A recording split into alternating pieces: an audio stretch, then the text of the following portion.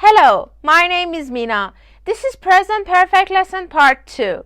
This video is about making negative sentences. Also, I explained the difference between two confusing verbs, been and gone. I want to start with making negative sentences. If you watch Present Perfect Lesson Part 1, you'll notice that Present Perfect is made by have or has and PP form of verb. Making a negative sentence is very easy. You just add not. Let's read some examples. I have not seen this movie.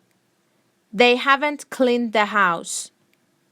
We have not finished present perfect lessons. You haven't done your homework. For I, they, we, and you use have not and PP form of verb. In two sentences, I use the contraction form. They haven't cleaned. You haven't done. Let's read more sentences. She has not seen a camel. He hasn't met Mr. Jackson.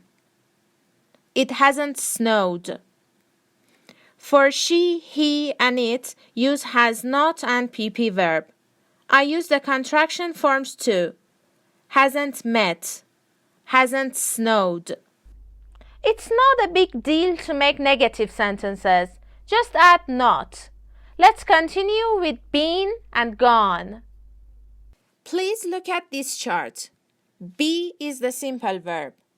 Was or were are the past forms. Been is the PP form. Go is the simple verb. Went is the past form. Gone is the PP form. Since we are talking about present perfect tense, we use been or gone in sentences. Let's put them in some examples. I have been to Paris.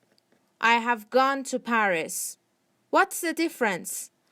I have been to Paris means I went to Paris and came back. I have gone to Paris means I am in Paris now. If you want to talk to me, come to Paris.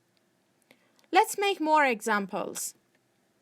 My dad has gone to the grocery store. He isn't at home. He's buying stuff for the kitchen.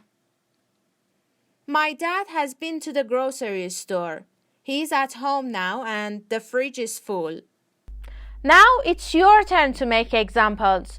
Write one or two negative sentences in comments. Also, tell me what cities or countries you've been to. Stay tuned for Present Perfect Part 3 and don't forget to subscribe. Bye!